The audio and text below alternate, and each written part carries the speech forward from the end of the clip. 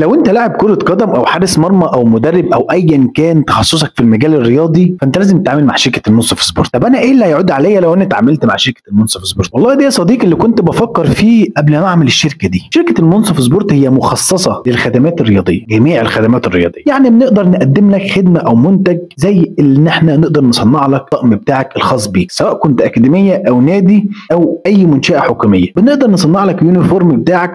وبالنسبة للاكاديميات بنقدر نساعد الاكاديميات باحدث الاساليب والطرق الحديثه اللي تساعد اي اكاديميه ان هي تتطور بشكل كبير جدا، سواء بالادوات الرياضيه اللي عندنا الخاصه بالتدريبات او بالملابس الرياضيه اللي اللاعيبه بتلبسها اثناء التمرين او المباريات. طب انا لو ما عنديش اكاديميه وحارس مرمى او لاعب، بتجيلنا هنا الشركه بنقدر نتعاقد معاك ونقدر نسوقك من خلال شركه المنصف سبورت لاي نادي، سواء في الدوري الممتاز او الممتاز به او محترفين او ايا كان. خلي بالك التسويق بيكون بناء عن السي في بتاعك او امكانياتك في الملعب، يعني امكانياتك هي اللي بتوصلك للهدف اللي انت عايزه. طيب يعني بتاخد كام بقى على الكلام اللي انت بتقوله ده بدون اي مقابل مادي؟ بفضل الله شركه المنصف سبورت هي واحده من اهم الشركات اللي مش بس بتقدم لك خدمه او منتج، لا اللي بتقدم لك حل لمشكلتك. يعني انت لو لاعب كرة قدم وبتدور على نادي ومش لاقي، انا بقدر اوفر لك النادي من خلال شركة المنصف سبورت، وبنقدر نقيمك من خلال الفيديوهات اللي بنعملها لك، وبنقدر نحلل لك الفيديوهات بتاعتك. يعني انت اول خطوة تعملها دلوقتي، لو انت شفت الفيديو ده فانت تدخل لي على البرايفت تبعت لي فيديو ليك عشان اقدر احلل لك الاداء بتاعك واقول لك انت مستواك فين